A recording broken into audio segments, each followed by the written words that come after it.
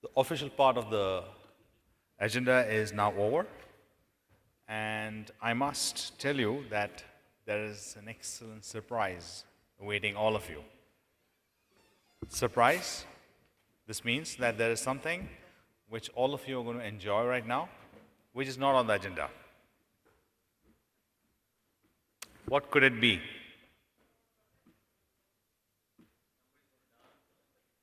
Well, close. Maybe something greater than that. In all probability, you will say that, wow, not expected. It gives me a lot of pleasure to inform you that the next act for the evening is an entertainer.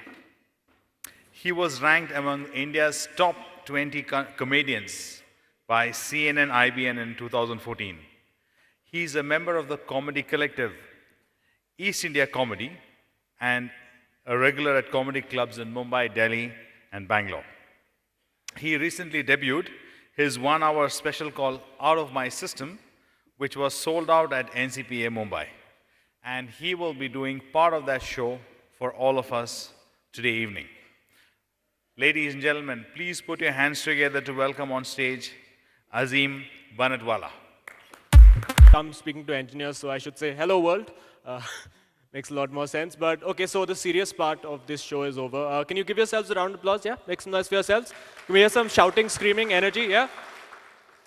So by round of applause, let me know how many of you guys have watched a stand-up comedy show before. Make some noise if you've watched live stand-up before. Okay. 2 people. That's good. That's good. All right. So what we're going to do is very simple. What we have, we're going to start the show by doing something called a comedy pledge. So I need all of you to put your right hands up. Everyone, put your right hands up. And this is the solemn oath that we're taking. You cannot break it, and you have to repeat the words after me. Let's do that. Everyone repeat after me. I promise to laugh at all the jokes, even if they are not funny. I will not be stingy with my applause, even if I am Sindhi.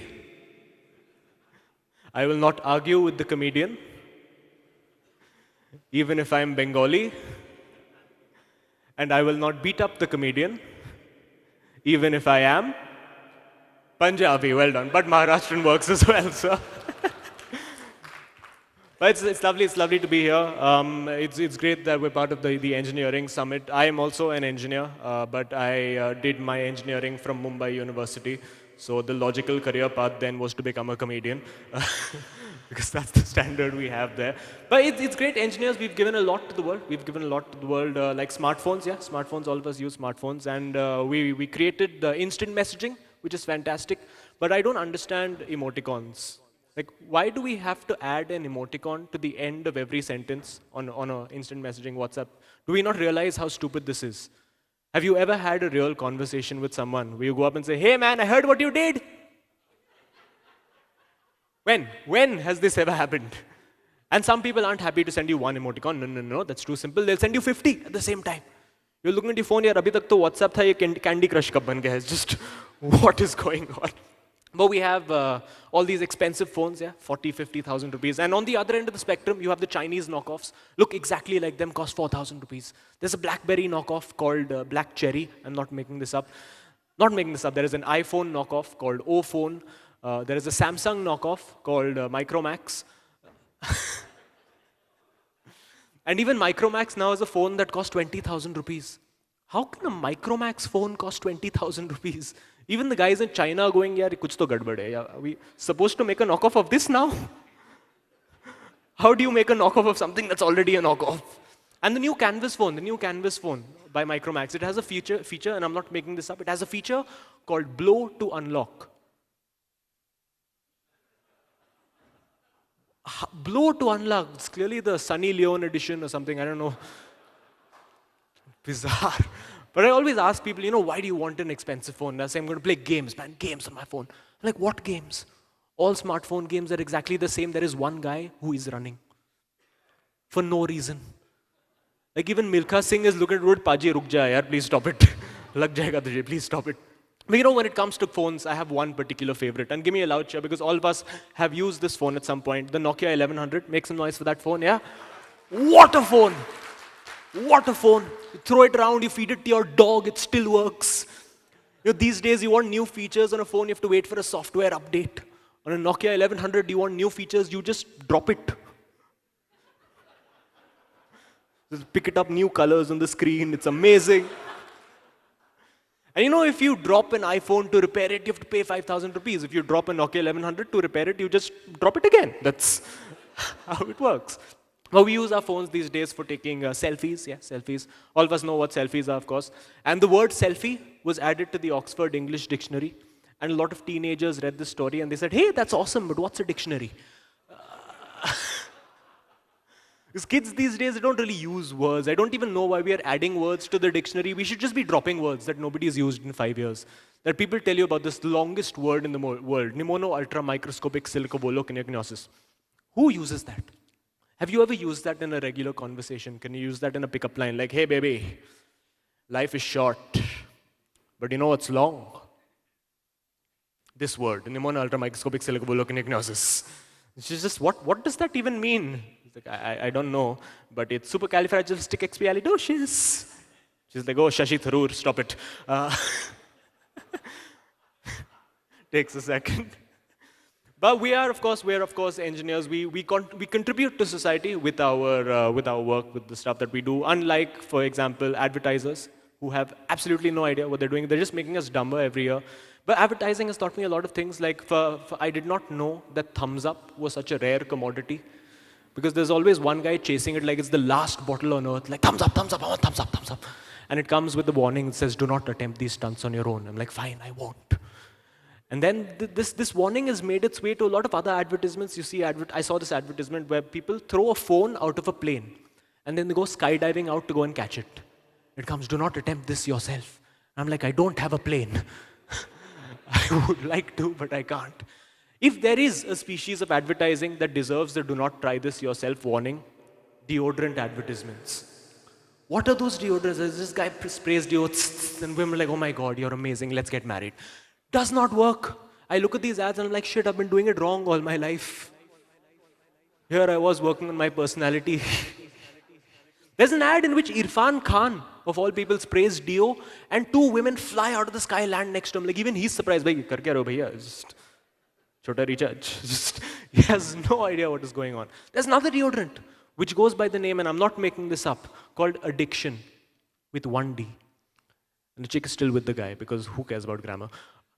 And the USP of this deodorant is also works in sunlight. I'm like, bhai, karna kya hai aapko?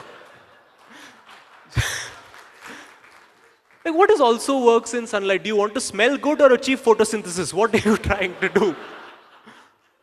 It's nonsense. It's absolute nonsense.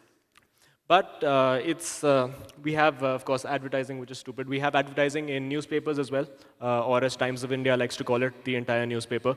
But newspapers these days, the standard of news journalism in general has been going down because we have so many pressing issues in the country, all over the world.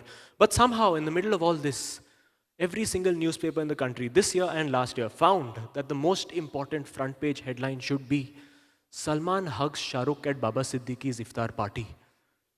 And most people who read this headline had one question to ask, which was, who the hell is Baba Siddiqui? Like, seriously, kaun hai? Kahan se laya usko? And I don't understand why we make such a big deal out of Salman and Shah Rukh hugging, because listen, this is the story of two people who hugged and smiled. That's all they did. Now here's the thing. People with mutual dislike for each other, they hug and smile all the time.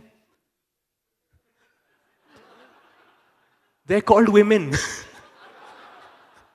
All the women here know exactly what I'm talking about. Some of you all have done this today as well. It's like, oh my God, Sheila, you're so beautiful. I love what you're wearing. All right, you're going by. I hate her. It's true. It's what happens. But it's a measure of how sensational our media is. According to the Salman Shah Rukh story, I was watching a YouTube clip. 15-minute YouTube clip of just Salman and Shah Rukh hugging from different angles. Just ये देखिए सलमान शाहरुख आगे से करे, पीछे से करे, side से करे, दोनों hug रहे हैं. Just what is going on? I have seen National Geographic wildlife documentaries that are less detailed than this. I think that's what we need for the next time. I think we should have the National Geographic voiceover guy describing this series of events. The Salman approaches its prey. It is the month of Ramzan and the Salman has not eaten all day. The Shah Rukh is vibrating for no apparent reason.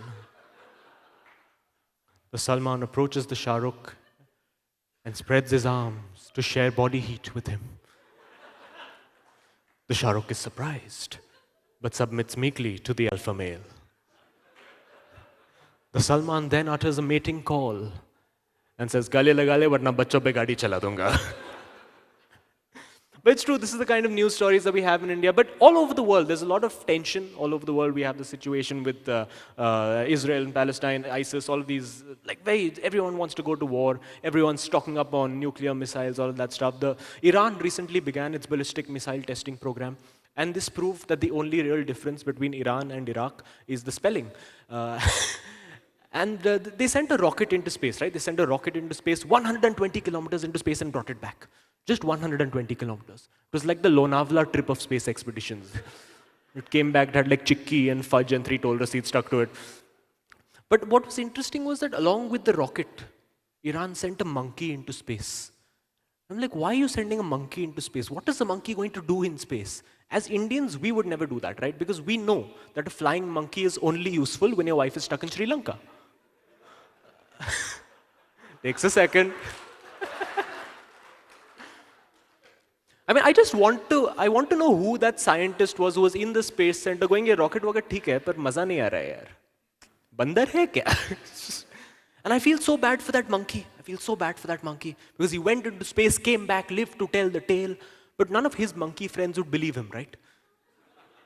Because he would be going mad explaining to them, just going, "Ooh, ah!" And his friends are just like, "Dude, Tushar, Tushar. Tushar, just shut up, okay? Stop making stuff up." And you have all these nuclear countries, and on the other hand, you have countries in Africa like Zimbabwe who are just going, what is a nuclear missile? Can we eat it? I mean, the economy of Zimbabwe is so messed up. They recently came out with a $100 trillion note. 100 trillion, which is worth like 50 rupees. 100, it must be so frustrating to be an accountant in Zimbabwe, man. You probably have to be a NASA space scientist, and even then you'll get sick of it, like 10 raised to 23 million. Screw this, I'm moving to Iran. I'm taking this monkey with me. Come, Tushar. But we've sort of had our own revolution happening in India as well, with the whole fasting against corruption and fasting against all of that. We had Anna Hazare and then Arvind Kejriwal. But when you think about it, these concepts wouldn't really work in Africa. Like Ethiopia, for instance. Like you go to Ethiopia and say, "You must fast for corruption." Like, but we don't have food. Like, it's more like living against corruption, if you ask us. Like, their equivalent of Anna Hazare will be this big fat guy who will go up to the government with a plate of KFC in his hand and he'll say, "Listen, boss, if you don't end corruption now, I will eat all of this." He'll say, "You can't eat that, that's half of our GDP, what's wrong with you?" But I'll tell you a bit about myself. My name is Azeem Banatwala. And this is a bit of an inconvenient name to have in this country. Because whenever I meet new people, they play this game with me called Religious 20 Questions, where they try to guess what religion, what caste, what subcaste I belong to. A really fun game. So I go up and say, "Hi, I'm Azeem Banatwala." They say, "Banatwala. You must be Parsi, no?" And I say, "No, man, my parents met in college. They weren't related."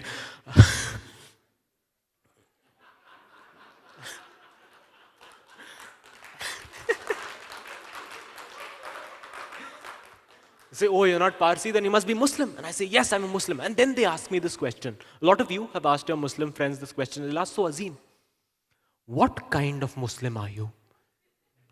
The normal kind? I know, but what kind of Muslim are you? The kind that won't blow you up? If you ask me again, I might change my mind. But still, they'll persist, "What kind are you? Sunni, are you Shia, are you Bori, what kind?" At this point, I'm wondering, why do you care? How is this information helping you in any way? Like, you'll never see me going up to a Christian and saying, "Arey, Pinto, you must be Protestant, na?" "I thought so. I heard you joined Aam Aadmi Party. I thought so."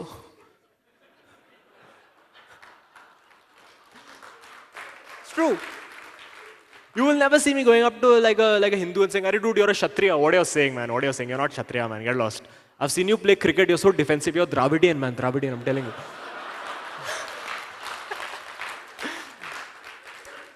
But it's true, it's true. I am a Muslim, not a very good Muslim, not really a follower of Islam. I'm a follower of whatever it takes to get my mom to shut up. Uh, and it's hard being a Muslim. Actually, it's not hard, it's just really boring. Don't take this the wrong way, but if you're not a terrorist, there's very little to excite you in life. It's true, but Hinduism, on the other hand, is a very all-action kind of religion, right? All action, colors, lights, dancing, elephants in the sea. Muslims, we have two festivals. And both of them are called Eid. And for the first Eid, we kill a goat. We say, yes, I killed a goat. And then we eat biryani. And for the second Eid, we don't eat for 1 month. Because we feel bad about killing a goat. We don't eat for 1 month, and we say, yes, I didn't eat for 1 month. And then we eat biryani. It's just biryani, that's all you get on Eid. I don't even know why we call it Eid, we should just call it lunch. It's the same thing. But more than the Muslims, it's everyone else who's very excited. Like everyone comes to me, I was like, bro, where's the biryani, bro? Where's the biryani? I'm like, what makes you think I want to share it with you? Like, I am the one who hasn't eaten for 1 month. I didn't know, man, it's tradition, man. Even the Prophet had given people biryani. I'm like, so this is your Newtonian level of reasoning. So by that logic, if you're Christian, I should show up at your place with a cross, say, Merry Christmas, bro, let's crucify you now, come. Tradition, bro. Even Jesus had done. It's just nonsense. It's absolute nonsense. But the other day, I was thinking about Osama bin Laden, like you do when you're a Muslim. And I was thinking the whole world thinks he was this terrorist mastermind, mass murderer, killed millions of people. But I have a theory about Osama bin Laden. I think that he was misunderstood. Yeah. I think that he was the fall guy. In fact, I think he was exactly like Dr. Manmohan Singh. Think about it. Think of the similarities. Osama bin Laden, just like Manmohan Singh, he had a beard and a turban and did not look at all threatening. Just like Manmohan Singh, he would come on national television twice a year and make an announcement in a foreign language. Just like Manmohan Singh, he was the head of an organization that ruined the lives of millions of people.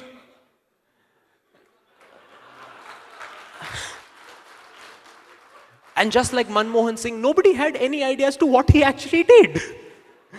For all we know, the real Al-Qaeda mastermind was an Italian. But let's not get into that.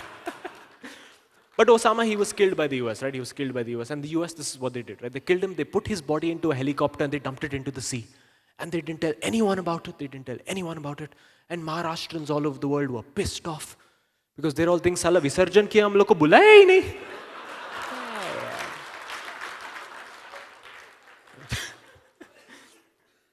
I've always been fascinated by all forms of religions. Like even Christianity is very fun. You have the Pope, very exciting. Actually, it's not very exciting to be the Pope. It's not the most exciting job in the world. I mean, fine, you have lots of followers. You get that crazy sorting hat from Harry Potter. It's awesome. But it doesn't have the perks of a regular job, right? For instance, if you're the Pope, you cannot bitch about your boss.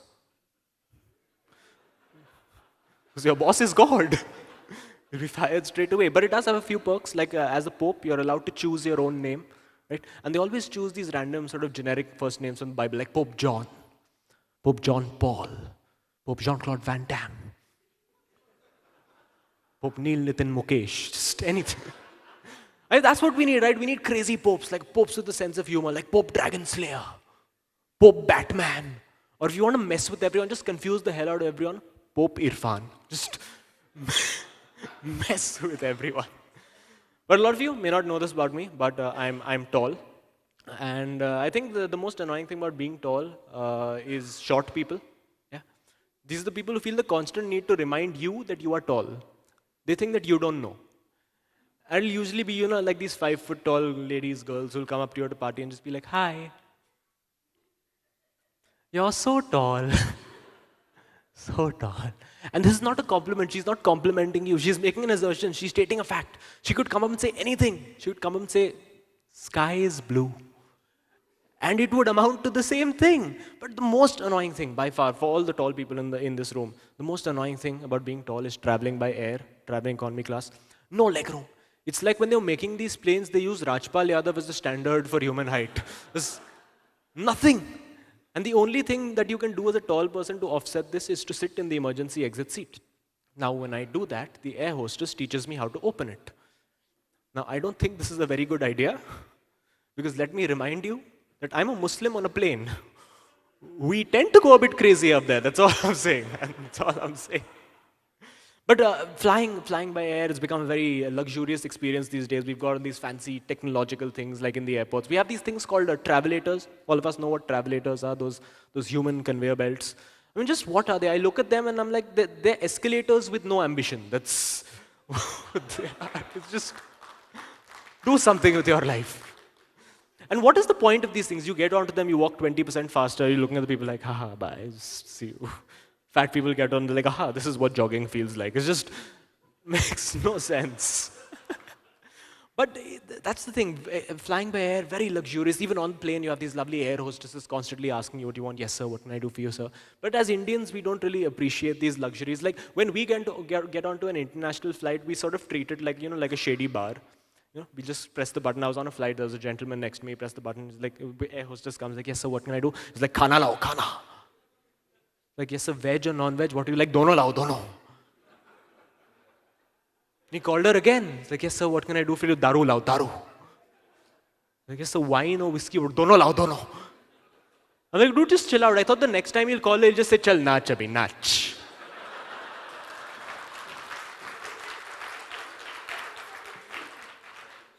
Even then, she'll be like, yes, sir, salsa or mujra? What would you prefer, sir?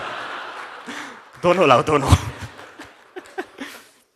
But I think if there is one thing that unites us as a species, it is the fact that we hate babies on planes. Yeah, we can all agree on this. As I was on a flight with 3 babies on the flight next to me. There was one here, one here, one here. It's like this 3.1 doll baby digital surround sound. It's just... And it was on this flight that I had this epiphany that the only reason why airplane windows are sealed shut is so that you can't take the baby and just throw it the hell out of the plane. Amazing if you could do that. Just like, wham! Bye. And then tribal people in Africa, if you're flying over Africa, will be like, ha, sipaya, bagabi. Simba? Just, what happened to you? But I'm also a thin person, as you can probably not tell with the coat. But it's not cool to be a thin person in this country because everywhere you go as a thin person, all your friends, your relatives are constantly asking you to put on weight. Actually, asking is the wrong word. They're demanding that you put on some weight. Like, put on some weight, bro. What are you doing with your life? At which point I take a bite into my double cheeseburger and say, I'm trying, my friend. It's not working.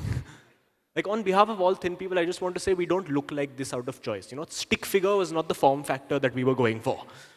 But you don't appreciate the problems that thin people have. Like, a lot of my friends, they look at me when I'm outside and look at him, bloody thin guy, bloody, I hate him.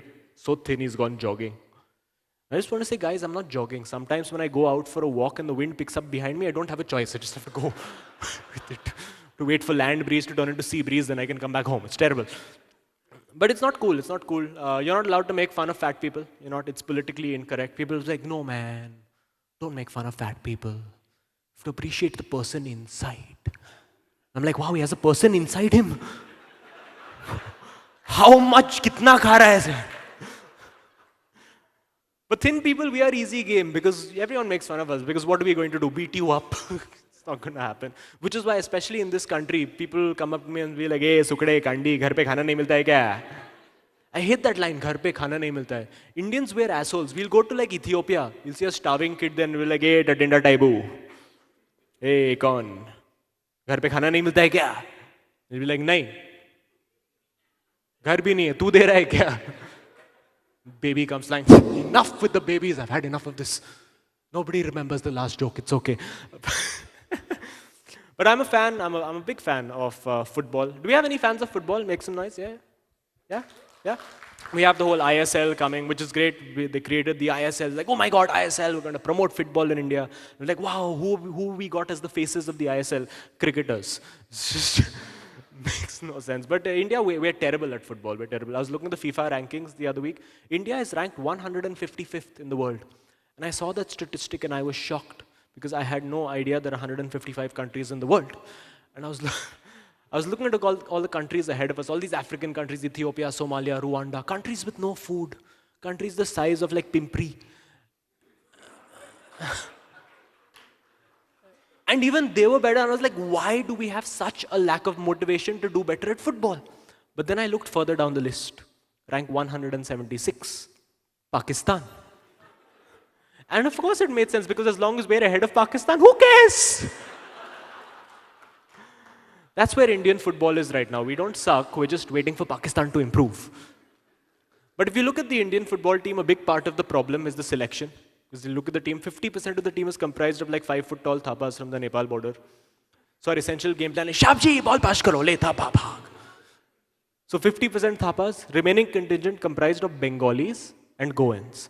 So essentially, the Indian football team is a fine assortment of the shortest, the most cowardly, and the laziest people in the country. And people still wonder why we suck. But we do, we have our footballing superheroes, and nobody stands out more than a former Indian captain. Because this is a man whose name was Climax Lawrence. Just take that in for a second. His name is Climax. How much fun were his parents having when they made him? Like, seriously. And life must be so hard for Climax, man. Every time he introduces himself, it just turns into a bad pickup line. Can you imagine Climax at the pub trying to pick up women going, "Hi, Climax." Already? No, Climax, that's my name. This is my younger brother, Foreplay. Anyway, ladies and gentlemen, I think that's all the time I have. You've been lovely, lovely, lovely. Thank you so much. Have a wonderful evening here. Thank you.